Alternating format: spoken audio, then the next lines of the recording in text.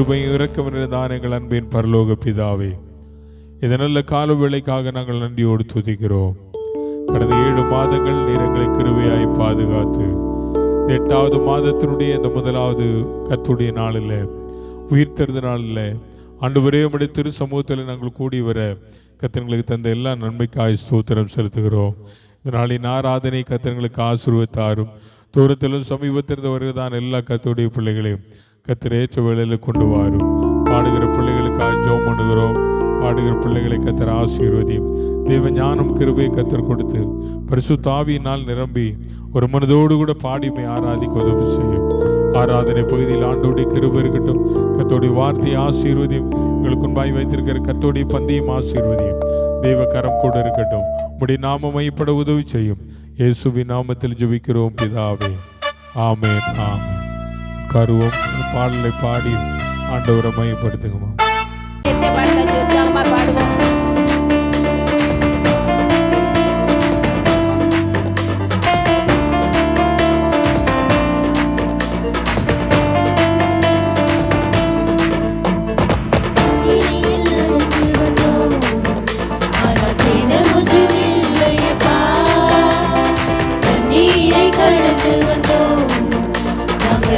போகவில்லையப்பா,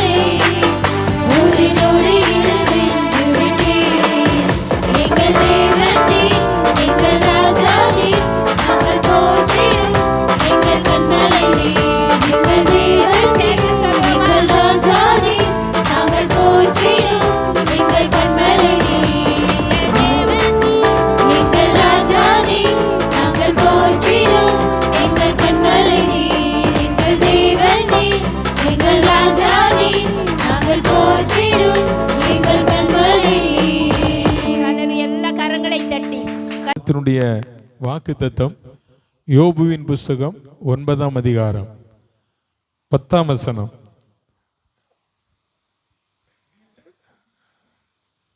படிங்கம்மா, எடுத்து வச்சுட்டு உட்கார்ந்து இருக்கீங்க.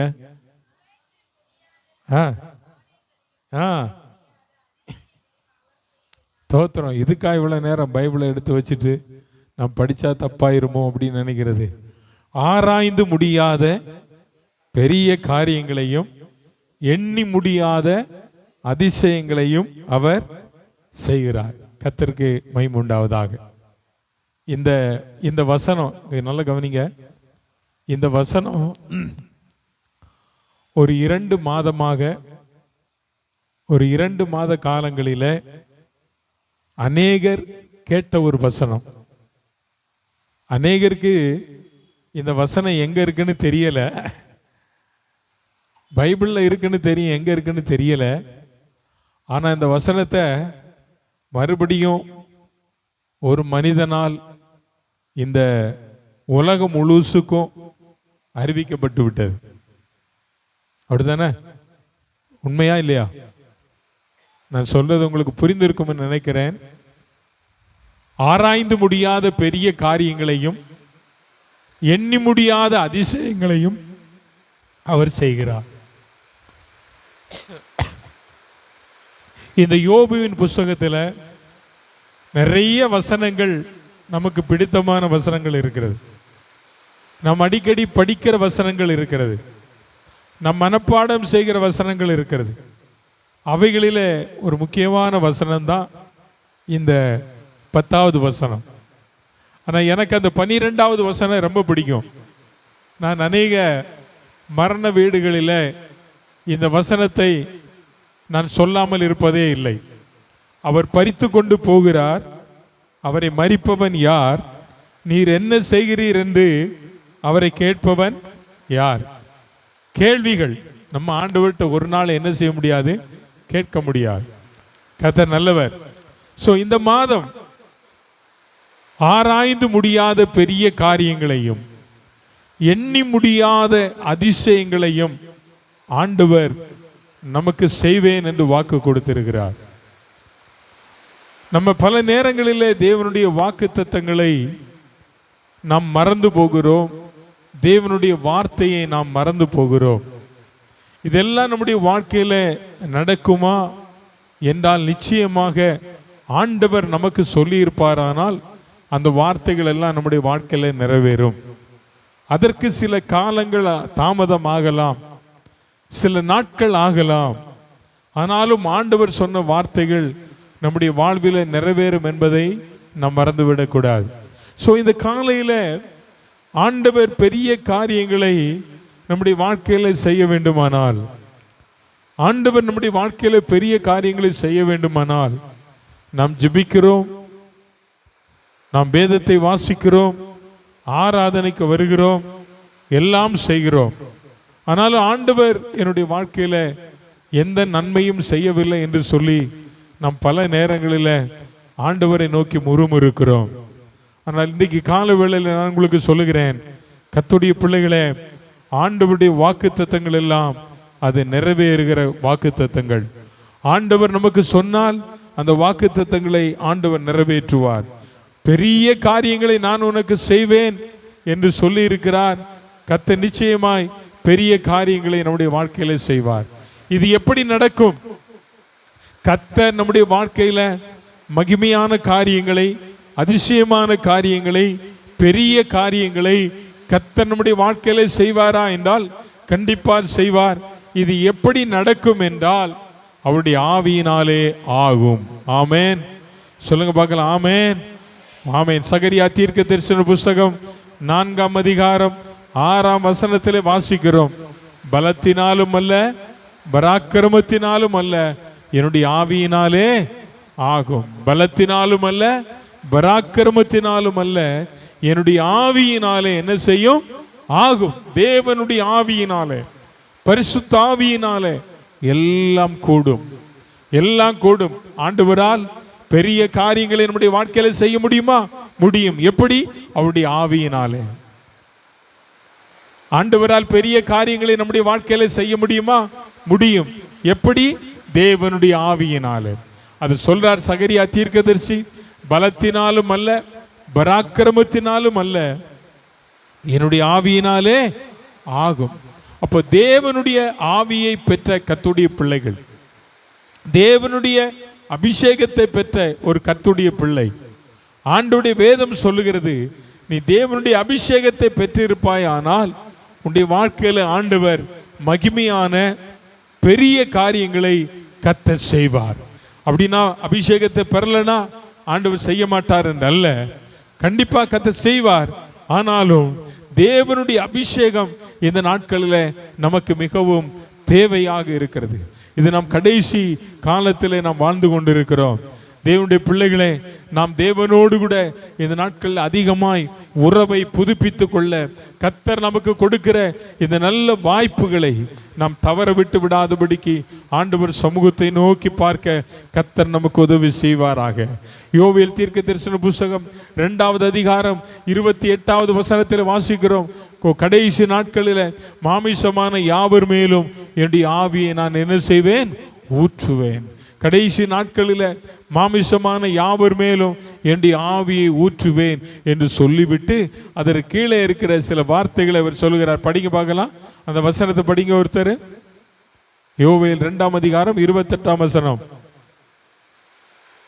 கேக்குதா? அதற்கு பின்பு நான் மாம்சமான யாவர் மேலும் என் ஆவியை ஊற்றுவேன். அப்பொழுது உங்கள் குமாரரும் உங்கள் குமாரத்திகளும், உங்கள் குமாரர், நல்ல கவனிங்க, உங்கள் குமாரரும் உங்கள் குமாரத்திகளும் என்ன செய்வார்கள்? தீர்க்க தரிசனம் சொல்வார்கள். யாருடைய குமாரர்? தேவனுடைய அபிஷேகத்தை பெற்றிருக்கிற தேவனுடைய பிள்ளைகளே, உங்கள் குமாரரும் உங்கள் குமாரத்திகளும் யாராய் மாறுவார்கள்? தீர்க்கதரிசிகளாய் மாறுவார்கள். உங்கள் குமாரர் உங்கள் குமாரத்திகள் தீர்க்கதரிசிகளாய் மாற வேண்டுமானால் நீங்கள் தேவனுடைய ஆவியினால் நடத்தப்படுகிறவர்களாய் இருக்க வேண்டும். நீங்கள் தேவனுடைய ஆவியினால் நடத்தப்படுவீர்களே ஆனால் உங்கள் குமாரர்களையும் உங்கள் குமாரத்திகளையும் நீங்கள் தேவனுடைய ஆவியினால் என்ன செய்ய முடியும்? நடத்த முடியும். ஆகவே அப்படி நடத்துகிறவர்கள், நடத்தப்படுகிறவருடைய பிள்ளைகளை குறித்து வேதம் சொல்லுகிறது, நான் அவர்களை கொண்டு தீர்க்க தரிசனம் உரைப்பேன். உங்கள் மூப்பர் சொப்பனங்களையும் உங்கள் வாலிபர்கள் எதை காண்பார்கள்? தரிசனங்களை காண்பார்கள். வாலிபர்கள் தரிசனங்களை காண்பார்கள். கர்த்தருக்கு மகிமை உண்டாவதாக. இந்த கால வேளையில தேவனுடைய பிள்ளையே, உன்னுடைய வாழ்க்கையில தேவன் பெரிய காரியங்களை செய்ய வேண்டுமானால் நீ உனக்காக தேவன் செய்ய நினைத்திருக்கிற அந்த காரியத்தை குறித்த, அந்த திட்டத்தை குறித்ததான ஒரு தரிசனம் உனக்கு தேவை என்பதை நீ மறந்துவிடக்கூடாது. உனக்குள்ள ஒரு தரிசனம் செயல்பட்டு கொண்டு இருக்க வேண்டும். உனக்குள்ள ஒரு தரிசனம் இருக்குமானால் கர்த்தர் நிச்சயமாக உன்னுடைய வாழ்க்கையில பெரிய காரியங்களை கர்த்தர் செய்வார் என்பதை மறந்துவிட வேண்டாம். இதெல்லாம் எப்படி நம்முடைய வாழ்க்கையில நடக்கும் என்றால் தேவனுடைய ஆவியினாலே நடக்கும். தேவனுடைய ஆவியினாலே நம்முடைய குமாரர்கள் தீர்க்க தரிசனம் சொல்லுவார்கள், நம்முடைய குமாரத்திகள் தீர்க்க தரிசனம் சொல்லுவார்கள், மூப்பர்கள் சொப்பனங்களை காண்பார்கள், வாலிபர்கள் தரிசனங்களை காண்பார்கள். இதெல்லாம் தேவனுடைய ஆவியினாலே நடக்கும். இவைகள் எல்லாம் தேவனுடைய ஆவியினாலே நடைபெறும். ஆகவே தேவனுடைய ஆவியினாலே நடைபெறும் போது கர்த்தருடைய பிள்ளைகளை நம்முடைய வாழ்க்கையில தேவன் எதிர்பார்க்கிற சில காரியங்களை நாம் தேவனுக்காக செய்ய வேண்டியது மிக முக்கியமான ஒன்றாக இருக்கிறது. இந்த கால வேளையில கர்த்தருடைய பிள்ளைகளாக இருக்கிற தேவ ஆவியினாலே நாம் செய்கிற ஒரு 3 காரியத்தை உங்களுக்கு முன்பதாக சொல்ல விரும்புகிறேன். முதலாவதாக ஆவியிலே ஆராதனை, ஆவியிலே பாடல், ஆவியிலே ஜெபம். இந்த 3ம் ஒரு தேவனுடைய பிள்ளைக்குள்ள எப்போதும் இருக்க வேண்டும். யோவான் எழுதின சுவிசேஷம் 4ஆம் அதிகாரம், யோவான் எழுதின சுவிசேஷம் 4ஆம் அதிகாரம் 23ஆம் வசனம் 24ஆம் வசனம் வாசிக்கலாமா? யோவான் 4ஆம் அதிகாரம் 23, 24.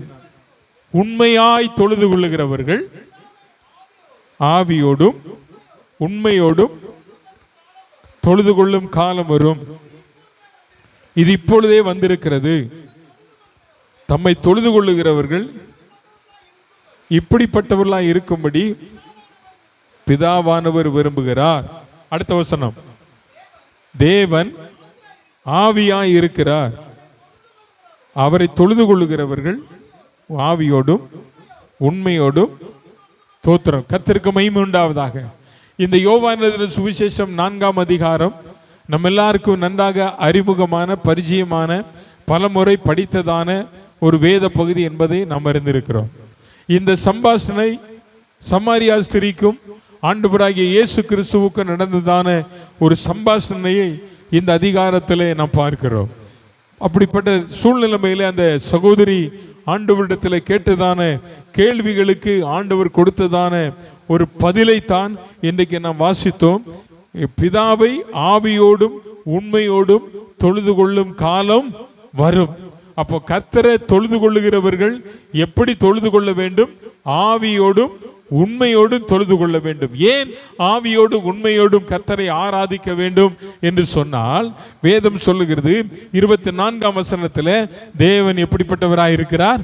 ஆவியாய் இருக்கிறார். தேவன் ஆவியாய் இருக்கிறார். தேவன் ஆவியாய் இருக்கிறார். தோத்திரம். ஆதியிலே தேவன் வானத்தையும் பூமியையும் சிருஷ்டித்தார். பூமியானது ஒழுங்கின்மையும் வெறுமையுமாய் இருந்தது. ஜலத்தின் மேல் ஆவியானவர் என்ன செய்து கொண்டிருந்தாராம்? ஆதியாகமம் 1ஆம் அதிகாரத்தில் வாசிக்கிறோம். ஜலத்தின் மேல் ஆவியானவர் அசைவாடி கொண்டிருந்தார்.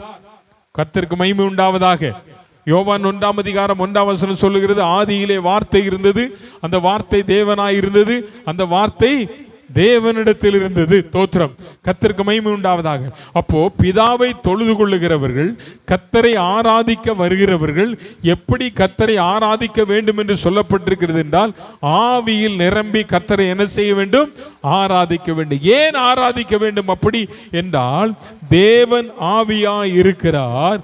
அவரை தொழுது கொள்ளுகிறவர்கள் ஆவியோடும் உண்மையோடும் கர்த்தரை என்ன செய்ய வேண்டும்? தொழுது கொள்ள வேண்டும். நாம் இன்றைக்கு ஆராதிக்கிற ஆராதனை எப்பேற்பட்ட ஆராதனையாய் இருக்கிறது? நம்முடைய ஆராதனையிலே ஆவியானவர் செயல்படுகிறாரா? நம்முடைய ஆராதனையிலே பரிசுத்த ஆவியானவர் நம்மோடு கூட பேசுகிறாரா? வாலிபர்கள் தரிசனங்களை பார்க்கிறார்களா? அல்லது சொப்பனங்களை காண்கிறார்களா? தீர்க்க தரிசனம் உரைக்கிறார்களா? சபை என்பது இந்த வரங்கள் எல்லாம் சபையில் என்ன செய்ய வேண்டும்? கிரியை செய்ய வேண்டும், கிரியை செய்ய வேண்டும். இந்த காலங்களில் தேவன் இந்த காரியங்களை செய்ய வேண்டும் என்பதற்காக இன்றைக்கு நாம் ஜெபத்திலே தரித்திருக்கிறோம். ஜெபத்திலே தரித்திருந்து ஆவியினால் நிரப்பப்பட்டு, தேவனுடைய அபிஷேகத்தினால் நிரப்பப்பட்டு, ஆவியின் வரங்களை பெற்றுக்கொண்டு ஆவியின் வரங்களினால் இந்த நாட்களில் நம் தேவனுக்கு சாட்சியாக இருக்க தேவன் விரும்புகிறார். ஆகவே கர்த்தருடைய பிள்ளைகளே, ஆவியினால் நிரப்பப்பட்டிருக்க உன்னுடைய வாழ்க்கை ஆராதனையில் தெரியும். நீ எப்படி அபிஷேகத்தினால் நிரப்பப்பட்டிருக்கிறாய் என்பதை உன்னுடைய ஆராதனை காட்டி கொடுத்து விடும் என்பதை நீ மறந்து போகாத. உன்னுடைய ஆராதனை நீ அபிஷேகம் பெற்றிருக்கிறாயா இல்ல ஆவியினால் நிரப்பப்பட்டிருக்கிறாயா என்பது உன்னுடைய ஆராதனையிலே தெரிஞ்சு போகும். தோத்திரம். இன்னைக்கு நீ தேவனுடைய ஆவியினால் நிரப்பப்பட்டிருப்பாயானால், தேவனுடைய அபிஷேகத்தினால் நிரப்பப்பட்டிருப்பாயானால் உன்னுடைய ஆராதனை மற்றவர்களின் ஆராதனையை பார்க்கலும் வித்தியாசமாயிருக்கும். எப்படி வித்தியாசமாயிருக்கும்? இங்க இருந்து கொண்டு கண்ணை மூடு என்று சொல்ல வேண்டாம், கைகளை உயர்த்துங்கள் என்று சொல்ல வேண்டாம். உனக்குள்ள இருக்கிற ஆவியானவர் உணர்வுள்ள ஆவியானவராய் இருக்கிறபடினால அந்த உணர்வுள்ள ஆவியானவருடைய சத்தத்தை நீ கேட்கும் போது, அந்த சத்தம் உன் இருதயத்துக்குள்ள கிரியை செய்யும் போது, உங்களை அறியாமலே உங்களுடைய இருதயத்தின் ஆழத்திலிருந்து கர்த்தரை ஸ்தோத்திரம் பண்ணுவீங்க. அல்லேலூயா, அல்லேலூயா. அப்ப நாம் தொழுது கொள்ளுகிறதான தேவனுடைய பிள்ளைகள் கர்த்தரை ஆராதிக்கும் போது நாம் எப்படி ஆராதிக்க வேண்டும்? ஆவியிலே கர்த்தரை ஆராதிக்க வேண்டும். ஆவியில நிரம்பி கர்த்தரை நாம் ஆராதிக்க வேண்டும். தோத்திரம். தேவனுடைய மனுஷனாகிய தாவீதை குறித்து நாம் வேதத்திலே வாசிக்கும் போது, உடன்படிக்கை பெட்டி ஓபேத் ஏதோமுடைய வீட்டில் இருக்கிற நாட்கள் அந்த வீட்டை கர்த்தர் ஆசீர்வதித்தார். இதை கேள்விப்பட்டதான தாவீது அதை எருசலேம் நகரத்திற்கு கொண்டு வரும்போது அவன் என்ன செய்தான்? அந்த உடன்படிக்கை பெட்டிக்கு முன்பதாக கர்த்தரை ஆவியில நிறந்து கர்த்தரை ஆராதித்தான். அதனாலதான் அவன் சொல்றான், நீங்களும் நானும் கர்த்தரை ஆராதிக்கும் போது ஆவியோடும் உண்மையோடும் கர்த்தரை ஆராதிக்க வேண்டும். அல்லேலூயா.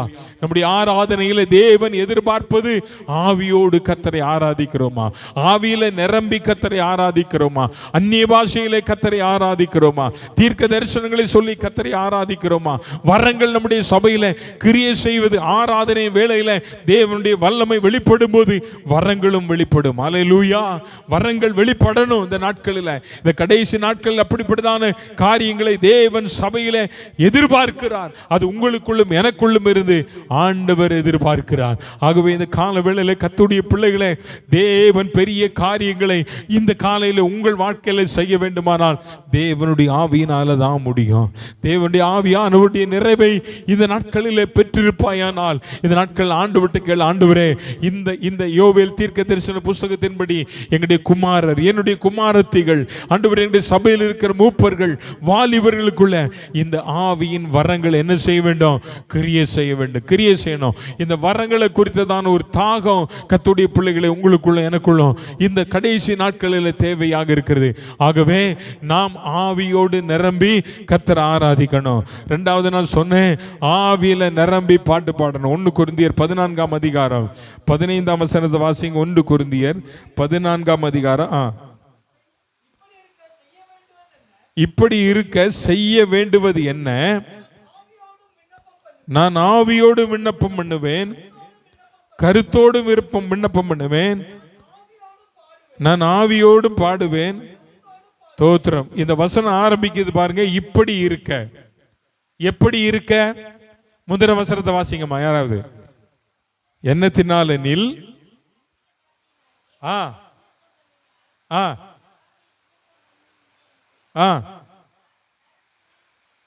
பயனற்றதா இருக்கும். தோத்திரம். பவுல் சொல்றார் பாருங்க, எண்ணத்தினால் எனில் நான் அந்நிய பாஷையிலே விண்ணப்பம் பண்ணினால் என் ஆவி விண்ணப்பம் பண்ணுமே என்று என் கருத்து என்ன இருக்காது? பயனற்றதா இருக்காது. அப்படின்னா என்ன அர்த்தம்? அபிஷேகத்தினால ஆவியினால நிரப்பப்படுகிற ஒரு கர்த்தருடைய பிள்ளை விண்ணப்பம் பண்ணும்போது, அதாவது பேசும்போது, அந்த வார்த்தைகள் எப்படிப்பட்டதா இருக்கணும்? கருத்தா இருக்க வேண்டும் என்று சொல்லிட்டு தான் இப்படி இருக்க என்று அடுத்த வசனத்தில் சொல்றார். 3 காரியத்தை சொல்றார். நான் ஆவியோடு விண்ணப்பம் பண்ணுவேன், கருத்தோடு விண்ணப்பம் பண்ணுவேன், ஆவியோடும் கருத்தோடும் என்ன செய்வேன்? பாடுவேன். அப்ப தேவனுடைய அபிஷேகத்தினால் நிரப்பப்பட்டிருக்கிற, தேவனுடைய ஆவியினாலே நிரப்பப்பட்டிருக்கிற ஒரு தேவனுடைய பிள்ளை விண்ணப்பம் பண்ணும்போது அல்லது ஜெபிக்கும் போது எப்படி ஜெபிக்கணும்? ஆவியில நிரம்பி ஜெபம் பண்ணணும். அல்லேலூயா. சத்தமா சொல்லுங்க, அல்லேலூயா. உயிரற்ற ஜபம் அல்ல. ஒரு கர்த்தருடைய பிள்ளையினுடைய வாழ்வில வாயிலிருந்து வருகிற வார்த்தைகள் உயிருள்ள வார்த்தைகளா இருக்கணும், அது பலனுள்ள வார்த்தைகளா இருக்கணும். ஆவியில நிரம்பி ஜபிக்கிற ஜபத்திற்கு தேவன் கிருபை உள்ளவர், உங்கள் மேல கிருபையா இறங்கி உங்களுக்கு பதில் தரவர் வல்லவரா இருக்கிறார். அல்லேலூயா. ஆவியில நிரம்பி ஜெபம் பண்ணுன்னு சொல்றாரு பவுல். சொல்றார், நீ ஜெபம் பண்ணும் போது ஆவியில நிரம்பி ஜெபம் பண்ணு, கருத்தோடு ஜெபம் பண்ணு. கருத்து, ஜெபத்துல கருத்து ரொம்ப முக்கியம். கருத்து ரொம்ப முக்கியம். வேதத்தில் எலியாவை குறித்து வேதம் சொல்லும்போது, எலியா நம்மை போல பாடுள்ள மனுஷனாய் இருந்தும் அவன் கருத்தா என்ன செய்தான்? அவனுடைய கருத்து என்ன? ஜெபத்தின் கருத்து என்ன? மழை பெய்ய கூடாது. அவனுடைய கருத்து அதுதான், மழை பெய்ய கூடாது. வேற எதுக்கு அவன் ஜெபம் பண்ணல, இன்னும் கருத்தாய் ஜெபம் பண்றான், ஆண்டவரே மழையை வர்ஷிக்க பண்ணும். அப்போ நல்ல கவனிங்க, நம்முடைய ஜெபத்தில் என்ன, எதற்காக நாம் ஜெபிக்கிறோம் என்பதை நாம் அறிந்து நாம் என்ன செய்ய வேண்டும்? ஜெபிக்க அறிந்து கொள்ள வேண்டும். சபை ஆராதனைக்காக ஜெபம் பண்ணுங்க அப்படின்னா கருப்பொருள் எது? ஆராதனை தான். இந்த ஆராதனையில் என்ன நடக்கும்? பாட்டு இருக்கும், ஆராதனை இருக்கும், பிரசங்கம் இருக்கும், தோத்திரம். இதற்காக நாம் என்ன செய்யணும்? ஜெபம் பண்ணணும். வர வேண்டிய பிள்ளைகளுக்காக நம்ம ஜெபம் பண்ணணும். இதை விட்டுட்டு நம்முடைய தேசத்திற்காக, அது தேசத்திற்காக ஜெபம் பண்ணும்போது ஜெபம் பண்ணணும். அப்ப கருத்தை மீறி நாம் ஒரு நாள் என்ன செய்யக்கூடாது? ஜெபம் பண்ணக்கூடாது. இங்க அதுதான் பவுல் சொல்றார், நான் ஆவியோடு பாடுவேன், கருத்தோடு நான் என்ன செய்வேன்? விண்ணப்பம் பண்ணுவேன். அப்போ உன்னுடைய பாடல், அடுத்த வார்த்தை என்ன சொல்லுகிறது? நான் ஆவியோடும் என்ன செய்யணும்? பாடணும். அப்ப நம்ம பாட்டு பாடும்போது நம்ம எப்படிதான் பாடணும்? எப்படி பாடணும்? பாட்டு பாடுவோம், தாவீதை போல நடனமாடி அப்பாவை. ஆனா நம்ம நடனம் ஆடுவோமா? இல்ல இல்ல. ஆவியானவரே, அன்பின் ஆவியானவரே, நம்ம என்ன செய்யறோம்? ஆவியானவரை பாடுறோம், நல்லதான். ஆனா நம்ம ஆவியோடு பாடுறோமா? நம்ம பாடல் எப்படி இருக்கு இந்த நாட்களில்? உலகத்தான் பாடுற பாட்டை கேட்க இன்னைக்கு அவ்வளவுதான் இருக்கு. ஆனா தேவனுடைய பிள்ளைகளா இருக்கிறதா நம்முடைய பாடல் எப்படி இருக்க வேண்டும்? ஒரு ஆவிக்குள்ளாய் நிரப்பப்பட்டவனுடைய வாயில எப்போது என்ன இருக்குன்னு தெரியுமா? பாடல் தான். ஆண்டவருடைய வார்த்தை பாடல், அவரை துதிக்கும் துதி. அதனால தான் தாவீது சொன்னார், கர்த்தரை நான் எக்காலத்திலும் ஸ்தோத்தரிப்பேன், அவர் துதி எப்போதும் என் வாயில் இருக்கும். அப்ப அவர் வாயில, உன் வாயில கர்த்தரை துதிக்கிற பாடல் தான் இருக்கணுமே தவிர வேற எதுவுமே என்ன செய்யக்கூடாது? இருக்கக்கூடாது. அப்ப அபிஷேகத்தினால் நிரப்பப்பட்டவனுடைய வாழ்க்கையில என்ன இருக்கும்? பாடல் இருக்கும், பாடல் இருக்கும். தேவனை குறித்ததான பாடல். தோத்திரம் தோத்திரம் தோத்திரம். கர்த்தர் நல்லவர். ஆகவே இந்த ஆவியில நிரம்பி பாடுகிற ஒரு அனுபவம் கர்த்தருடைய பிள்ளைகளா இருக்கிற நமக்குள்ள வேணும். மூணாவதாக யூதாவின் நிருபம் 1ஆம் அதிகாரம் 20ஆம் வசனத்துல நம்ம வாசிக்கிறோம். அங்க என்ன வாசிக்கிறோம் தெரியுமா? யூதாவின் நிருபம் 1ஆம் அதிகாரம் 20வது வசனத்துல, நீங்களோ பிரியமானவர்களே, வாசிக்கும் பார்த்த, நீங்களோ பிரியமானவர்களே, உங்கள் மகா பரிசுத்தமான விசுவாசத்தின் மேல் உங்களை உறுதிப்படுத்தி கொண்டு. எதுக்குள்ள ஜெபம் பண்ணணும்? இங்க கவனிங்க, உங்க ஜெபம் கருத்துள்ள ஜெபமா இருக்கணும், உண்மைதான். ஆனா இங்க யூதா சொல்றாரு, நீங்க ஜெபிக்கும் போது நீங்க எப்படி ஜெபிக்கணும்? பரிசுத்த ஆவிக்குள் நிறைந்து ஜெபிக்கணும். அல்லேலூயா சொல்லுங்க, அல்லேலூயா. அப்போ ஆவிக்குள்ளாய் நிரப்பப்படணும் அப்படின்னா நீ ஆவியானவரால் நிரப்பப்பட்டாதான் நீ ஆவிக்குள்ளாக ஜெபிக்க முடியும். கர்த்தருடைய நாளிலே யோவான் பத்மு தீவில என்னவானான்? ஆவிக்குள்ளானான். அவன் ஆவிக்குள்ளான போது அவன் ஒரு பெரிய தரிசனத்தை கண்டான். இந்த பூமியில, இந்த தேசத்துல நடைபெற போகிறதான சம்பவங்களை கர்த்தர் அவனுக்கு சொன்னார். அவர் எழுதி வைத்தார் வெளிப்படுத்தின விசேஷத்துல. உடைய வாழ்க்கையில ஜெபிக்கும் போது, இன்னைக்கு அநேகர் ஜெபிக்கிற ஜெபம் எப்படிப்பட்ட ஜெபம்? ஆவிக்குள்ளாய் நிரம்பி ஜெபிக்கிற ஜெபமா என்றால் இல்லை. அவருடைய ஜெபம் எப்படி இருக்கு? மாம்சத்திற்கேற்றவைகளா இருக்கிறது. அதனாலதான் பவுல் சொன்னான், நான் ஆவியோடு பாடுவேன், கருத்தோடு விண்ணப்பம் பண்ணுவேன். அந்த விண்ணப்பம் எப்படிப்பட்டதா இருக்க வேண்டும்? ஆவிக்குள்ளானவனா இருக்க வேண்டும். பரிசுத்த ஆவியில நிரம்பி ஜெபம் பண்ணணும். ஒரு பரிசுத்த ஆவிக்குள்ள நிரம்பி ஜெபம் பண்ற கர்த்தருடைய பிள்ளைகளுக்கு நேரம் போறதே தெரியாது. இன்னைக்கு அந்த அனுபவத்தை கர்த்தருடைய பிள்ளைகளை நீங்கள் நான் என்ன செய்ய வேண்டும்? பெற்றுக்கொள்ள வேண்டியவர்களாக நாம் இருக்கிறோம். நாம் பெற்றுக்கொள்ள வேண்டும். ஆவிக்குள்ளாய் நிரம்பி ஜெபிக்கிற ஒரு அனுபவத்தை கர்த்தர் இந்த கால வேளையில நம் ஒவ்வொருவருக்கும் தருவாராக. உங்கள் வாழ்க்கையில நீங்கள் தேவனுடைய ஆவியினால் நிரப்பப்பட்டு இருப்பீர்களே, ஆனால் தேவன் உங்களை ஜெபிப்பதற்கு தூண்டுகிற நேரம், எந்த நேரமாக இருந்தாலும் அந்த நேரத்தில் எந்திரிச்சு நீங்க என்ன செய்யணும்? முழங்கால் நின்று ஜெபிக்கணும், முழங்கால் நின்று ஜெபம் பண்ணணும். சோத்திரம். அப்படி நீ ஜெபிக்கணும். நேற்று அதிகாலையில், நேற்று முந்தின நாள் நான் பிரயாணப்படுவதற்கு நான் இருந்தபோது அதிகாலை 3 மணிக்கெல்லாம் நான் இருந்த இடத்துல எந்திரிச்சு ஜெபம் பண்ணேன். நான் ஜெபம் பண்ணி கொண்டிருக்கும்போது கர்த்தர் எனக்கு ஒரு பாரத்தை கொடுத்தார். ஒரு குறிப்பிட்ட ஒரு ஒரு ஒரு ஒரு ஒரு ஃபேமிலியை குறித்ததான ஒரு பாரத்தை எனக்கு கொடுத்தார். நான் உடனடியாக நான் அவர்களுக்காக அதிகமாக ஜெபம் பண்ணிட்டு நான் ஏர்போர்ட் வரும்போது அந்த ஃபோனில் வாய்ஸ் மெசேஜில் அந்த சகோதரனுக்காக ஒரு வாய்ஸ் மெசேஜ் கொடுத்தேன். உங்களுக்காக நான் ஜெபம் பண்ணும்படி ஆவியானவரால் ஏவப்பட்டேன், எப்படி இருக்கீங்க அப்படின்னு சொல்லி. கொஞ்ச நேரத்தில் மறுபடியும் அந்த சகோதரனுக்கு கூப்பிட்டு சொன்னார், ஐயா உண்மைதான், ஆண்டவர் உங்களிடத்துல எனக்காக ஜெபிக்க சொன்னதற்கு ஒரு காரணம் இருக்கிறது. நான் என்னவென்று கேட்டேன். நேற்றில இருந்து என் மனசுக்குள்ள ஏதோ ஒரு விதமான போராட்டம், என் அறியாத போராட்டம், என் வேலையை குறித்ததான ஒரு கவலை, என் உடன்பிறப்புகளை குறித்த ஒரு கவலை எனக்குள் அதிகமாக இருந்து என்னால் ராத்திரியில் சரியாக ஜெபம் பண்ண முடியலை அப்படி என்று சொன்னார். நான் சொன்னேன், கர்த்தர் நல்லவர், அதுதான் எனக்கு ஆண்டவர் வெளிப்படுத்தி இருக்கிறார். உங்களுக்காக நான் ஜெபம் பண்ணுறேன், தயவு செய்து தைரியமாக இருங்க, கர்த்தர் உங்களை ஆசீர்வதிப்பார் என்று சொல்லி அந்த சகோதரனுக்காக ஜெபம் பண்ணேன். ஏன் இது சொல்கிறேன் அப்படின்னா, சில நேரங்களில் ஆவியானவர் நமக்கு சில பாரத்தை கர்த்தர் நமக்கு கொடுப்பார், பாரத்தை கர்த்தர் நமக்கு கொடுப்பார். ஜெபிப்பதற்காக கர்த்தர் சில பாரத்தை கொடுப்பார். அப்படி நாம் ஜெபிக்கும் போது ஆவிக்குள்ளாய் நிரப்பப்பட்டு நாம் ஜெபித்தால் நிச்சயமாய் அந்த ஜெபத்தில் ஒரு வல்லமை வெளிப்படும். ஆமென், சொல்லுங்க பார்க்கலாம். அல்லேலூயா. அந்த ஒரு அனுபவத்துக்கு ஆண்டவர் இந்த நாளில் நம்மளை எதிர்பார்க்கிறார். ஆராய்ந்து முடியாத பெரிய காரியங்களை, எண்ணி முடியாத அதிசயங்களை கர்த்தர் செய்ய வேண்டுமானால் உன்னுடைய வாழ்க்கையில நீ ஆவியினால் நிரப்பப்பட்ட ஒரு தேவனுடைய பிள்ளையா இருக்கணும். நீ ஆவியினால் நிரப்பப்பட்ட ஒரு தேவனுடைய பிள்ளையா இருப்பியாய் என்று அறிந்து கொள்வதற்கு இந்த 3 காரியத்தை உங்களுடைய வாழ்க்கையில நீங்க டெஸ்ட் பண்ணி பாருங்க. உங்க ஜெபம் எப்படி இருக்கு? உங்களுடைய ஆராதனை எப்படி இருக்கு? உங்களுடைய பாடுகிற பாடல் எப்படி இருக்கு? இதை 3 வைத்தே உங்கள் வாழ்க்கையில நீங்கள் கர்த்தருக்குள்ளா இருக்கிறீர்களா இல்லையா என்பதை நாம் அறிந்து கொள்ள முடியும், நல்லா அறிந்து கொள்ள முடியும். ஆகவே இந்த நல்ல கால வேளையில கர்த்தருடைய ஆவியானவர் சொல்லுகிற வார்த்தை என்ன? என்னுடைய ஆவியினாலே ஆகும், என்னுடைய ஆவியினாலே ஆகும்.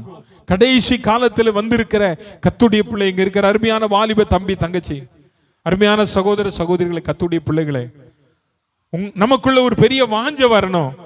என்ன வாஞ்சை? நான் தேவனுடைய ஆவியினால் நிரப்பப்படணும், என் பிள்ளை தேவனுடைய ஆவியினால் நிரப்பப்படணும், என் கணவன் தேவனுடைய ஆவியினால் நிரப்பப்படணும், என் குடும்பத்தில் இருக்கிற ஒவ்வொருவரும் தேவனுடைய ஆவியினால் நிரப்பப்படணும். என் வீட்டுக்குள்ளே தீர்க்க தரிசனம் உரைக்கணும், என் வீட்டுக்குள்ளே தரிசனம் வரணும், என் வீட்டிலே ஆவியானுடைய செயல்பாடுகளை நாங்கள் பார்க்கணும். ஆண்டவரே, எங்க வீடை ஆவியினால கட்டப்பட்ட ஒரு வீட்டாய் எங்க வீட்டை நீங்க மாற்றும் என்று சொல்லி நீங்கள் ஜெபிப்பீர்களே ஆனால் நிச்சயமாய் சொல்லுகிறேன், உங்க வீட்டுக்குள்ளே இருந்தே கர்த்தர் தீர்க்கதரிசிகளை கர்த்தர் எழுப்புவார்.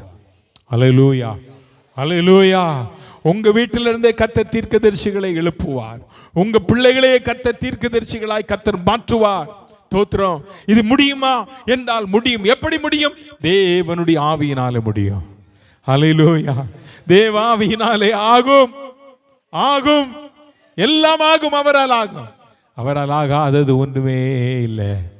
உம்மலாகாத காரியம் ஒன்றுமில்லை, உம்மலாகாத காரியம் ஒன்றுமில்லை, உம்மலாகாத காரியம் ஒன்றுமில்லை, எல்லாமே உம்மாலாகும். அல்லேலூயா. எல்லாமே உம்மாலாகும், ஆகும். எல்லாம் சேர்ந்து சொல்லுங்க, எல்லாரும் வாய் தெரிஞ்சு சொல்லுங்க பார்க்கலாம். ஆமே, ஆகும், எல்லாம் ஆகும், உம்மாலேதான் எல்லாம் ஆகும். ஆகும், எல்லாம் ஆகும். உம்மாலே தான் எல்லாம் ஆகும். உம்மாலாகாத காரியம் ஒன்றும் இல்லை. உம்மாலாகாத காரியம் ஒன்றும் இல்லை. உம்மாலாகாத காரியம் ஒன்றும் இல்லை. எல்லாமே உம்மாலாகும். அல்லேலூயா. ஆகும், எல்லாம் ஆகும். நல்ல கை தட்டி பாடுங்க பார்க்கலாம். ஆமே, ஆகும், எல்லாம் ஆகும். உம்மாலேதான் எல்லாம் ஆகும். அந்த வசனம் இப்படி சொல்லுகிறது, நீங்களோ பிரியமானவர்களே. நல்லா கவனிங்க. இந்த யூதா இயேசு கிறிஸ்துவுடைய ஊழியக்காரன், யாக்கோபின் சகோதரனாகிய யூதா, தேவனுடைய சபை அல்லது பொதுவாய் எழுதப்பட்ட ஒரு நிருபம். இந்த நிருபத்தில் அவர் சொல்றார், நீங்களோ பிரியமானவர்களே, நீங்களோ பிரியமானவர்களே, நீங்களோ பிரியமானவர்களே, உங்கள் மகா பரிசுத்தமான விசுவாசத்தின் மேல உங்களை உறுதிப்படுத்தி கொண்டு நீங்கள் பரிசுத்த ஆவிக்குள்ள என்ன செய்யணுமா? ஜெபம் பண்ணணும். நல்லா கவனிங்க. இதில் ஒரு வார்த்தை சொல்லப்பட்டிருக்கிறது. இந்த வார்த்தை என் அதிகமாக, நான் இந்த வேதத்தை பலமுறை படித்திருக்கிறேன், பலமுறை இந்த அதிகாரத்தை படித்திருக்கிறேன். ஆனால் நேற்று தினத்தில் நான் இந்த வசனத்தை நான் அதிகமாய் வாசிக்கும் போது என் உள்ளத்துக்குள் ஆவியானவர் என்னை உணர்த்தின ஒரே ஒரு வார்த்தை, பரிசுத்தமான விசுவாசம். அல்லேலூயா. நம்முடைய விசுவாசம் எப்படி இருக்கணும் சொல்லுங்க? எப்படி இருக்கணும்? பரிசுத்தம். அதுல என்ன இருக்கக்கூடாது? பாவம் இருக்கக்கூடாது, கலப்படம் இருக்கக்கூடாது. உனக்கு தேவன் மேல வைத்திருக்கிற விசுவாசம் எப்படிப்பட்ட விசுவாசமா இருக்கணும்? பரிசுத்தம். ஏனென்றால் அவர் பரிசுத்தம். அவர் மேல வைத்திருக்கிற நம்பிக்கையிலையும் எந்த அவிசுவாசமும் இருக்கக்கூடாது, எந்த பாவமும் கலந்து இருக்கக்கூடாது. அதனால் அவர் சொல்றாரு, பரிசுத்தமான விசுவாசத்தின் மேல் உங்களை முதல்ல என்ன செய்யுங்க? ஸ்ட்ராங் பண்ணு. விசுவாசத்தின் மேல உங்களை உறுதிப்படுத்து. அப்ப உறுதி இல்லாம என்ன செய்யக்கூடாது? ஜெபம் பண்ணவே கூடாது. உறுதி இல்லாம ஜெபம் பண்ணக்கூடாது. ஒரு குறிப்பிட்ட காரியத்திற்காக ஜெபிக்கிறீர்கள் என்று சொன்னால் அந்த காரியத்தின் மேல உங்களுக்கு என்ன இருக்கணும்? கான்பிடன்ட் வேணும். கர்த்தர் எனக்கு இந்த காரியத்தை செய்வார். நான் இந்த நாளில் உபவாசித்து ஜெபிக்கிறேன் என்றால் கர்த்தர் இந்த காரியத்தை எனக்கு செய்வார் என்கிறதான நம்பிக்கை உங்களுக்குள்ள இருக்குமானால், அந்த நம்பிக்கையில விசுவாசம் உங்களுக்குள்ள பரிசுத்தப்படும்படிக்கு நீங்கள் ஆவிக்குள்ளாய் இருந்து ஜெபம் பண்ணி பாருங்க. கர்த்தர் நிச்சயமாக உங்கள் வாழ்க்கையில கர்த்தர் அற்புதம் செய்வார். ஏனென்றால் அடுத்த வசனம் அதை அழகா சொல்லுகிறது பாருங்க. தேவனுடைய அன்பிலே உங்களை என்ன செய்து காத்து கொண்டு நித்திய ஜீவனுக்கு ஏதுவாக நம்முடைய கர்த்தராகிய இயேசு கிறிஸ்துவினுடைய இரக்கத்தை பெற காத்திருங்கள். இரக்கத்தை பெற காத்திருங்கள் என்றால் என்ன? ஆண்டவரிடத்தில் நீங்கள் கேட்ட காரியங்களை பெற்றுக்கொள்ளும் அளவும் நீங்கள் நான் காத்திருக்கணும். ஆமென். சொல்லுங்க, என்ன செய்யணும்? காத்திருக்கணும். பெரிய காரியங்கள், ஆராய்ந்து முடியாத பெரிய காரியங்கள், எண்ணி முடியாத அதிசயங்கள் உங்கள் வாழ்க்கையில் ஆண்டவர் செய்வேன் என்று சொன்னார்ல, அதை நாம் பெற்றுக்கொள்வதற்கு நாம் காத்துக்கொள்ள வேண்டுங்க. அதுதான் ரொம்ப முக்கியம். காத்து கொள்வதற்கு ஆண்டவர் சொல்றாரு, உனக்கு என்ன தேவை தெரியுமா? விசுவாசம். அது எப்பேற்பட்ட விசுவாசம்? பரிசுத்தமான விசுவாசம். பரிசுத்தமான விசுவாசம் உனக்குள்ள இருந்தா உனக்குள்ள என்ன வராது? அவிசுவாசம் வராது. அவிசுவாசம் வராது.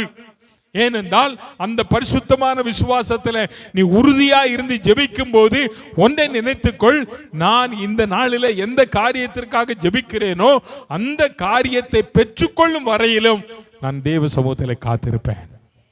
ஆமென். அல்லேலூயா. அன்னாள் அதைத்தான் செய்தாள். அண்ணா ஜெபம் பண்ணா, அன்னாள் ஜெபித்தாள், பெற்றுக்கொள்ளும் வரையிலும். தோத்திரம். வேதம் சொல்லுகிறது, அவ தேவாலயத்தில் ஜெபம் பண்ணிட்டு வீட்டுக்கு போனா பின் நாட்கள் அவள் எப்படி இருக்கவில்லை? துக்கமா இருக்கவில்லை. அவள் சந்தோஷமா இருந்தா. அவளுக்கு தெரியும், கர்த்தர் எனக்கு நிச்சயமா என்ன கொடுப்பார்? ஆண் பிள்ளையை தருவார். அந்த விசுவாசத்துல உறுதியா இருந்து ஜெபம் பண்ணா, காத்திருந்தா. கத்தர் ஏற்ற வேளையில ஒரு நல்ல சாமுவேல் பாலகனை கத்தர் கொடுத்தார். அவனை தீர்க்கதரிசியாய் கத்தர் உயர்த்தினார். ராஜாக்களை அபிஷேகம் பண்ணக்கூடிய ஒரு பெரிய பொறுப்பை கத்தருடைய கரத்தில் கொடுத்தார். அன்பான கர்த்தருடைய பிள்ளைகளே, அந்த நாட்களிலே உங்களுடைய ஜெப வாழ்க்கை அல்லது நம்முடைய ஜெப வாழ்க்கை, நம்முடைய சபையில இருக்கிற விசுவாசிகளாய் நம்ம ஒவ்வொருடைய ஜெப வாழ்க்கை இன்னைக்கு எப்படி இருக்கிறது என்பதை நாம் ஆராய்ந்து பார்க்கணும். ஒரு காலம் உபவாச ஜெபம்னா சபையில எல்லாரும் வந்தீங்க.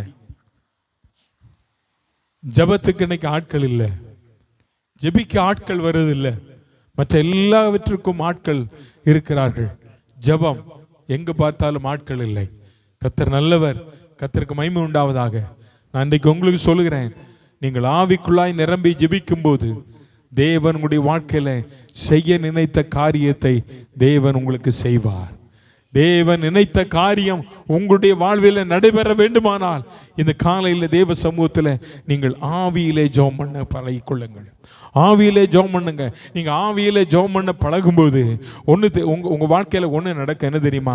அந்த ஜெபத்தில் உங்களை அறியாமலே ஆண்டவர் புதிய வார்த்தைகள் உங்களுடைய நாவிலே தருவார். புதிய வார்த்தைகள் உங்களுடைய நாவிலே தருவார். அந்த வார்த்தைகளை நீங்கள் சொல்லி சொல்லி சொல்லி ஆண்டவரை துதிக்க, ஆண்டவரை ஜெபிக்க, ஆண்டவர் வார்த்தைகளை தர தர தர உங்களுடைய ஆவியில் ஒரு புதிய பலனை கத்த தருவார். அப்படி நீங்க ஆவிக்குள்ளாக ஜெபிக்கும் போது ஆண்டவர் சில வெளிப்பாடுகளை கத்த தருவார், சில தரிசனங்களை கத்தர் உங்களுக்கு தருவார், சில காரியங்களை கர்த்தர் உங்களுக்கு வெளிப்படுத்துவார். ஆகவே இவைகள் எல்லாம் இந்த கடைசி நாட்களில் சபைக்கு தேவையாக இருக்கிறது என்பதை கர்த்தருடைய பிள்ளைகளை நாம் மறந்துவிடக் கூடாது. சபைக்கு தேவை இன்றைக்கு இதுதான். ஆகவே இதற்கு தேவை நிறைவேற்றுகிற பிள்ளைகளாய் நீங்களும் நானும் மாற வேண்டும் என்று ஆவியானவர் விரும்புகிறார். ஆகவே தான் சொன்னார், ஆராய்ந்து முடியாத பெரிய காரியங்களையும் எண்ணி முடியாத அதிசயங்களையும் நான் செய்வேன் என்று சொன்னேன்.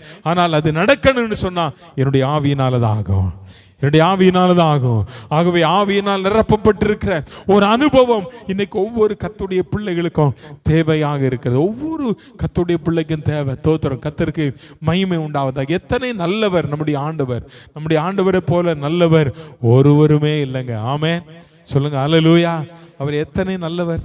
அவர் ரொம்ப ரொம்ப நல்லவர். ஆமென். ரொம்ப ரொம்ப இயேசுவை போல நல்லவர் யாரும் இல்லை. அவரை போல ரொம்ப ரொம்ப ரொம்ப ரொம்ப ரொம்ப நல்லவர் யாருமே இல்லை. ஆமா, உங்களை பார்த்து நீங்க ரொம்ப நல்லவங்கன்னு சொல்லலாம். ஆனா ரொம்ப ரொம்ப ரொம்ப ரொம்ப நல்லவர் யாரு? நீங்க இல்லை, நாம் ஆராதிக்கிற இயேசு. ஆகவே கர்த்தருடைய பிள்ளைகளை தேவனுடைய ஆவியினாலே நிரப்பப்பட்டு ஜெபிக்கிற ஒரு அனுபவம் இந்த நாட்களில் கர்த்தர் நம்மிடத்தில் எதிர்பார்க்கிறார். கர்த்தர் நம்மிடத்தில் எதிர்பார்க்கிறார். நம்முடைய தேவன் அதைத்தான் நம்மிடத்தில் எதிர்பார்க்கிறார். நீங்களோ பிரியமானவர்களே, உங்கள் மகா பரிசுத்த விசுவாசத்தின் மேல உறுதியா இருந்து கொண்டு நீங்க ஜெபம் பண்ணணும். நீங்க ஜெபிக்க கர்த்தர் உங்களை மறுரூபமாக்குவாருங்க. நீங்க ஜெபிக்க உங்க வாழ்க்கையை நீங்க பார்த்தீங்கன்னு சொன்னா உங்களுடைய முக சாயலே மாறிடும். ஆமென் சொல்லுங்க, அல்லேலூயா. ஏன் தெரியுமா? ஏன் மாறுது தெரியுமா? 40 நாள் மோசே சீனாய் மலைக்கு போனார். போய் தேவ சமூகத்தில் ஜெபம் பண்ணிட்டு 10 கட்டளைகளோடு கூட அவர் கீழே இறங்கி வராரு. இறங்கி வரும்போது யாரும் மோசேனுடைய முகத்தை என்ன செய்ய முடியல? பார்க்க முடியல. ஏன்? தேவனுடைய மகிமை, தேவ பிரசன்னம் அவன் அப்படியே என்ன செய்தது? மூடிட்டு. எல்லாரும் முகத்தை மூடிட்டாங்க. யார் பார்க்க முடியல? மோசேயை பார்க்க முடியல. அப்போ தேவனுடைய சமூகத்தில் நம்ம இருந்தா நம்ம முகத்தையும் கர்த்தர் அழகுபடுத்துவார். பிரகாசிக்க பண்ணுவாரா பண்ண மாட்டாரா? சத்தமா சொல்லுங்க, அல்லேலூயா. கர்த்தர் நம்முடைய முகத்தை என்ன செய்வார்? பிரகாசிக்க பண்ணுவாரா பண்ண மாட்டாரா? அதனாலதான் ஒரு வசனம் வாசிங்க, யாத்திராகமத்தின் புத்தகம் 6:24. கர்த்தர் உன்னை ஆசீர்வதித்து உன்னை காக்க கடவர். நல்ல கவனிங்க, கர்த்தர் உன்னை ஆசீர்வதித்து உன்னை காக்க கடவர்.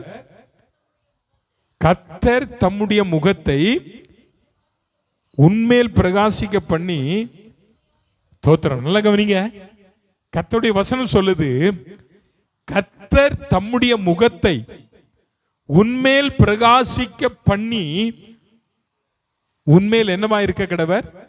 உன்மேல் பிரகாசிக்க பண்ணினா என்ன அர்த்தம்? உன்னை ஆண்டவர் எப்படி வைக்க போறார்? முகத்தை, உன் முகத்தை எப்படி வைக்க போறார்? ஆமா, உன் முகத்தை பிரகாசமா வைக்கணும். உன் முகத்தை பிரகாசமா வைக்கணும்னு ஆண்டவருடைய விருப்பம். ஆனா ஆண்டவர் சொல்ற ஒரே ஒரு வார்த்தை, நீ என்கிட்ட வா, நீ என்கிட்ட வா, என் சமூகத்துக்கு வா, உன் முகத்தை நான் என்ன செய்வேன்? பிரகாசிக்க பண்ணுவேன். தொடர்ந்து படிமா. கர்த்தர் தம்முடைய முகத்தை உன்மேல் பிரசன்னமாக்கி. ஆமென், தோத்திரம். பாருங்க என்ன அழகா சொல்றாரு. கர்த்தர் தம்முடைய முகத்தை உன்மேல் பிரசன்னமாக்கி உனக்கு சமாதானம். கர்த்தர் தமது முகத்தை, அவருடைய முகத்தை உன்மேல் பிரசன்னமாக்கினா என்ன? அவர் முகம் என்ன பிரசன்னத்தினால இருக்கிறதோ அதே பவரை உன் முகத்தில் ஆண்டவர் வைக்க போறார். அல்லேலூயா, அல்லேலூயா. அப்ப நீ ஆண்டவர் சமூகத்துக்கு வரும்போது தேவனுடைய பிரசன்னம், தேவன் எப்படி இருந்தார் அவருடைய பிரசன்னத்தை அப்படியே உனக்கு தர விரும்புகிறார். அதுதான் மோசேக்கு கர்த்தர் கொடுத்தாருங்க. அதான் மோசே பெற்றுக்கொண்டான். அதை பெற்றுக்கொண்டுதான் அவன் கீழே இறங்கி வரான். அவன் இறங்கி வரும்போது யாரும் அவனுடைய முகத்தை என்ன செய்ய முடியல? பார்க்க முடியல. அந்த அளவுக்கு தேவன் அவனை மகிமையினால் நிரப்பி இருந்தார். இன்றைக்கு அதிகாலையில் உங்களுடைய வாழ்க்கையிலும் என்னுடைய வாழ்க்கையிலும் ஆண்டவருடைய ஆவியினாலே நடக்கக்கூடியதான நடக்கணும். இவைகளெல்லாம் நடக்கணும். தோத்திரம். நம்முடைய வாழ்க்கையில், நம்முடைய குடும்பத்தில் தீர்க்கதரிசிகள் எழும்பணும். நம்ம வாழ்க்கை நம்ம வீட்டில் சொப்பனம் பார்க்கிற யோசேப்புகள் உருவாகணும். ஆமென், சொல்லுங்க அல்லேலூயா. ஜெபிக்கிற எஸ்தர்கள் எழும்பணும். அல்லேலூயா. நம்ம வீடு எஸ்தர் இருக்கணும், யோசேப்பு இருக்கணும், பிலிப்புவின் குமாரத்திகளை போல தீர்க்கதரிசி. இதெல்லாம் குடும்பங்களில் தானே இருந்தது. நம்ம வீட்டில் இருக்கா? நம்ம வீட்டில் இருக்கா? யோசிச்சு பாருங்க. யோபு 9ஆம் அதிகாரம் நம்ம வாசிக்கும் போது அந்த முந்தின அதிகாரத்தை நீங்க வாசித்து பார்த்தீங்கன்னா அவனுடைய சகோதரர்கள், நண்பர்கள் யோபுவினிடத்தில் வந்து அவனுக்கு வந்ததான இந்த நோய்க்கு காரணம் என்ன என்பதெல்லாம் சொல்றாங்க. ஐயா, ஒருவேளை உண்டு முன்னோர்கள் செஞ்ச காரியமா இருக்கலாம், எல்லாம் ஆராய்ஞ்சு பாரு, எல்லாம் செய்கின்றார். இதெல்லாம் சொல்லிட்டு தான் 9ஆவது அதிகாரத்தில் யோபு சொல்லும்போது இந்த வார்த்தையை சொல்றார். ஆராய்ந்து முடியாத பெரிய காரியங்களையும் எண்ணி முடியாத அதிசயங்களையும் அவர் என்ன செய்கிறார் என்று சொல்லிட்டு அவர் எப்படிப்பட்டவர் என்பதை 4ஆம் வசனத்தில் சொல்லுகிறார். அவர் இருதயத்தில் ஞானம் உள்ளவர், பலத்தில் பராக்கிரமம் உள்ளவர், அவருக்கு விரோதமாக தன்னை கடினப்படுத்தி வாழ்ந்தவன் யார்? நான் கேட்கிறேன், அந்த ஞானம் உள்ள தேவன், அந்த பராக்கிரமம் உள்ள தேவன் இந்த காலையில் உங்ககிட்ட என்கிட்ட பார்த்து சொல்றாரு, நான் உனக்கு பெரிய காரியத்தை செய்யணும். நான் மகனே, என்னுடைய ஆவியினாலே ஆகும். என்னுடைய ஆவியினால் ஆகணும்னா நீ முதல்ல என்னுடைய ஆவிக்குள்ளாய் நிரப்பப்படணும். என்னுடைய அபிஷேகத்தினால், என்னுடைய பரிசுத்த ஆவியினால நிரப்பப்படணும். நீ நிரப்பப்பட்டுட்ட அப்படின்னா உன் வாழ்க்கையில நீ எதிர்பாராத பல காரியங்களை நான் உனக்கு செய்வேன். அப்படின்னா எதிர்பாராத காரியம் என்பது என்ன? யோவேல் 2ஆம் அதிகாரம் 28ஆம் வசனத்தில் வாசித்தோம் பாருங்க. அந்த காரியங்கள் உன்னுடைய வாழ்க்கையில நடக்கும். உன்னுடைய வாழ்க்கையில நடக்கும். அப்படி நடக்கும் போது நீ எப்படி இருப்ப தெரியுமா? நீங்க எப்படி இருப்பீங்க தெரியுமா? அப்போஸ்தலர் நடபடிகள் 1ஆம் அதிகாரம் 8ஆம் வசனம் என்ன சொல்லுகிறது? பரிசுத்த ஆவி உங்களிடத்தில் வரும்போது நீங்கள் பலனடைந்து எருசலேமிலும் யூதேயாவிலும் சமாரியாவிலும் பூமியின் கடைசி பரியந்தம் எனக்கு என்னவாயிருப்பீர்கள்?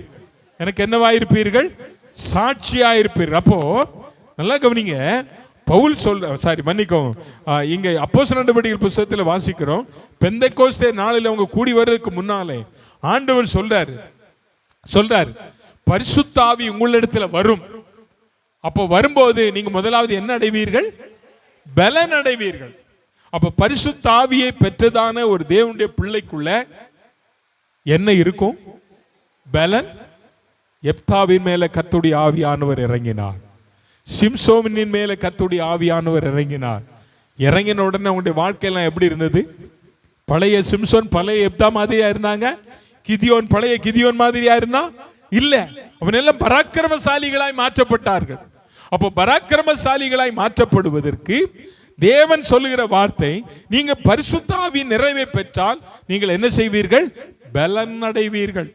பலன் அடைந்து எருசலேமில், யூதேயாவில், சமாரியாவில், பூமியின் கடைசி பரியந்தம் என்ன செய்வீங்க? யாருக்கு? யாருக்கு? தாத்திரம். உன் வீட்டில் சாட்சி, உன் தெருவில் சாட்சி, உன் குடும்பத்தில் சாட்சி, உன் சபையில் சாட்சி. அல்லேலூயா. உலகத்தின் முடிவு பரியந்தம் நீ எங்கெங்கெல்லாம் போறியோ அங்கெல்லாம் என்னவா இருப்ப? அந்த அபிஷேகம் உனக்குள்ள இருந்தாதான் உனக்குள்ள புதிய பலனை கத்த தருவார். நீ அபிஷேகம் பெற்றுட்டனா நீ பலவீனன் அல்ல, நீ பலவான். நீ அபிஷேகம் பெற்றுட்டனா உன்னுடைய வாயின் வார்த்தைகள் வித்தியாசமா இருக்கும், உன்னுடைய பேச்சுக்கள் வித்தியாசமா இருக்கும். தேவன் கொடுக்கிற வார்த்தைகளை சொல்லும் போது ஜனங்கள் கேட்டு அழ ஆரம்பிப்பார்கள். உன்னுடைய முகத்தை பார்த்தாலே அநேகர் சொல்வார்கள். ஆகவே தேவனுடைய அபிஷேகத்தை இந்த நாளில் நாம் பெற்றுக்கொள்ள கர்த்தர் உதவி செய்வாராக. பலத்தினாலும் அல்ல, பராக்கிரமத்தினாலும் அல்ல, என்னுடைய ஆவியினாலே ஆகும். ஆகும். உடைய பாடலில் ஒரு மாற்றம் வரட்டும், கொயர்ல ஒரு மாற்றம் வரட்டும். பாடுகிற பாட்டில் அந்த பாடல்கள் ஆவியில நிரம்பி பாடுகிற ஒரு அனுபவம் வரட்டும். ஆராதனையில ஒரு அபிஷேகம் இறங்கட்டும், ஜபத்துல ஒரு அபிஷேகம் இறங்கட்டும். தேவன் பேசட்டும் நம்மோடு கூட. ஆண்டவர் பேசுவாரா? பேச மாட்டாரா? இன்றைக்கும் அவர் பேசுகிறார். அல்லேலூயா. அவர் பேசுகிற தேவன், அவர் பேசுகிறவர், அவர் பேசுகிறவர். நம்முடைய வாழ்க்கையின் ஏதோ வந்தோம், 9 மணி ஆராதனை, நம்ம எப்போ மாறோம் நமக்கு தெரியும். ஏதோ வந்தோம் போனோம், அப்படி இல்லை. நம்ம வாழ்க்கையில் ஒரு மாற்றத்தை தேவன் எதிர்பார்க்கிறார். நம்முடைய வாழ்வில் ஒவ்வொருவருடைய வாழ்க்கையிலும் தேவன் ஒரு மாற்றத்தை எதிர்பார்க்கிறார். அந்த மாற்றம் எதுவாக இருக்கட்டும். உடைய ஆராதனையில ஒரு மாற்றம், உடைய பாடல்களில ஒரு மாற்றம், உடைய ஜெபத்தில மாற்றம். இவைகள் மாறும்போது உனக்குள்ள ஆண்டவர் புதிய பலனை தருவார். அந்த புதிய பலனை பெற்றுக்கொண்டு இந்த பூமியில் ஆண்டவருக்கு நீங்களும் நானும் சாட்சியாய் நிற்க கர்த்தர் நமக்கு பலன் தருவார். எல்லாரும் அப்படி எழுந்து நிற்போம். தேவனுடைய அபிஷேகத்தை பெற்றவர்களும் இங்கே இருக்கிறீர்கள்.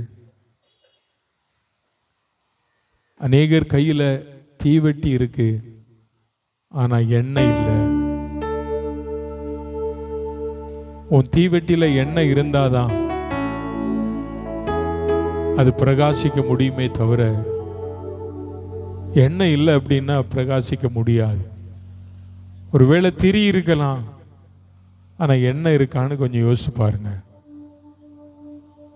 விசுவாசம் இருக்கலாம், அபிஷேகம் இருக்கிறதா? ஆண்டவர்கிட்ட கேளு, ஆண்டவரே என் விளக்குல எண்ணெய் வேணும். யோவான் ஸ்நானகனை குறித்து சொல்லும் போது அவன் எரிந்து பிரகாசிக்கிற விளக்காயிருந்தான். அநேகர் அந்த வெளிச்சத்தில் நடந்தார்கள். இருட்டில் யாருமே இல்லை.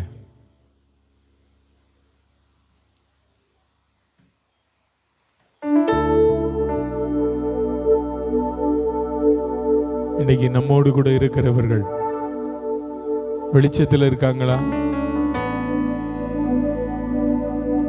இருளில் இருக்கிற ஜனங்கள் பெரிய வெளிச்சத்தை கண்டார்களே. அபிஷேகம் உனக்குள் இருக்குமானால், தேவனுடைய ஆவியானவர் ஆவியின் நிறைவை நீங்கள் பெற்றிருப்பீர்களே, ஆனால் உடைய வாழ்க்கை தரமே மாறும். நீங்க ஆண்டவருடைய சமூகத்தில் பாடுகிற பாடல்கள், ஆராதனைகள், ஜபங்கள் எல்லாமே மாறும். நம்முடைய வாழ்க்கை மாறும். நடை, உடை, பாவனை, பேச்சுக்கள் எல்லாவற்றிலும் ஒரு மாற்றத்தை கத்த தருவார். அவர் சமூகத்தில் சொல்லுங்க, ஆண்டவரே என்னை நிரப்புங்க. ஆண்டவரே, எத்தனையோ வருஷமா நான் அந்த அபிஷேகத்திற்காக காத்திருக்கிறேன். ஞானஸ்நானம் பெற்று பல வருஷங்கள் ஆயும். இன்னும் நான் அபிஷேகம் பெறாம இருக்கிறேன். நான் அந்த அபிஷேகத்தினால் நிரப்பப்படணும் ஆண்டவரே. தேவனுடைய வல்லமை எனக்குள்ள இறங்கணும் ஆண்டவரே. நான் பரிசுத்த ஆவிக்குள் நிரம்பி ஜெபிக்கிற ஒரு பிள்ளையா மாறணும். பரிசுத்தம் எனக்குள்ள வேணும் ஆண்டவரே. ஓ ஹல்லேலூயா. கடைசி நாட்களில் மாம்சமான யாவர் மேலும் என்னுடைய ஆவியை ஊற்றுவேன். சொல்லுங்க, ஆவியை ஊற்றுவேன். ஹல்லேலூயா. சொப்பனம் காணுகிறவர்கள் வேணும் ஆண்டவரே. தரிசனம் காணுகிறவர்கள் எங்க சபைக்குள்ள வரட்டும். தீர்க்க தரிசனம் உரைக்கிறவர்கள் வரட்டும். சொல்லுங்க, ஓ ஹல்லேலூயா. வரங்கள் கிரியை செய்யணும் ஆண்டவரே. வரங்கள் கிரியை செய்யணும். ஹல்லேலூயா. குணமாக்கும் வரங்கள் கிரியை செய்யணும். பற்பல பாஷைகளை பேசுகிறவர்களுக்கு வியாக்கியானம் பண்ணுகிற வரங்கள் கிரியை செய்யணும். ஹல்லேலூயா. ஆவிகளை பகுத்தறியக்கூடிய வரங்கள் கிரியை செய்யணும்.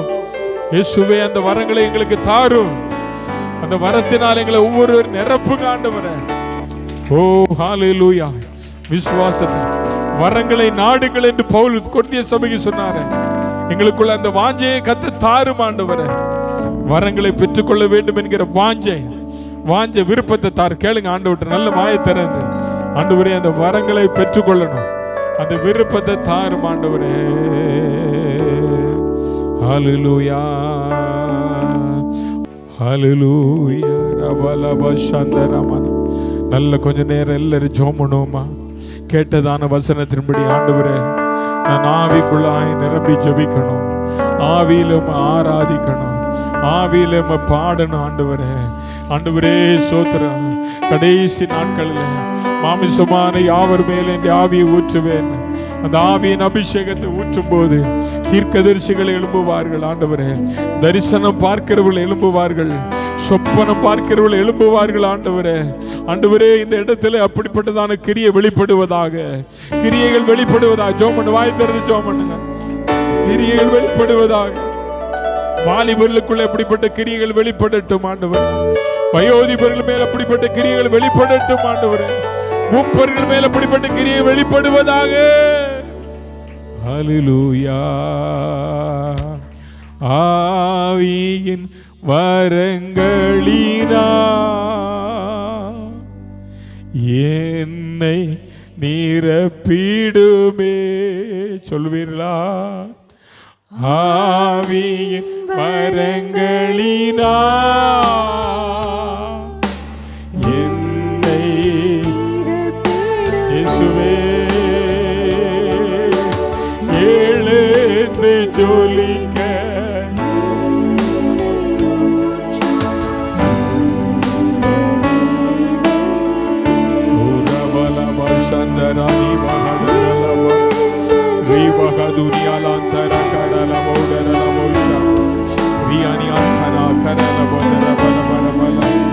எழுந்து ஜொலிக்க, எழுந்து ஜொலிக்க என்னை ஊற்று.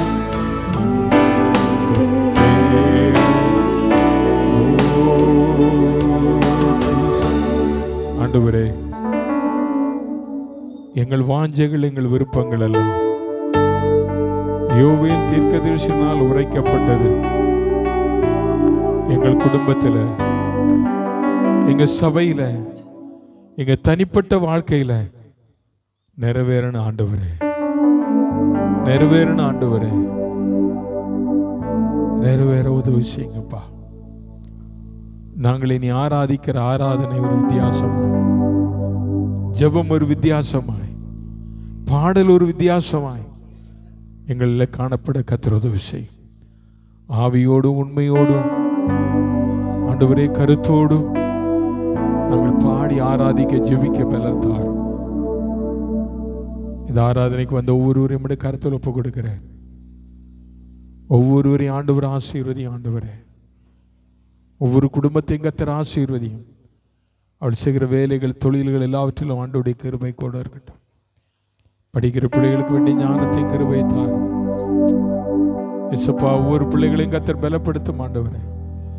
பலவீனத்தோடு கூட இந்த நாளில் ஆராதனைக்கு வர முடியாமல் வீடுகளில் இருக்கிற பிள்ளைகளுக்காக ஜெபம் பண்ணுகிறேன்.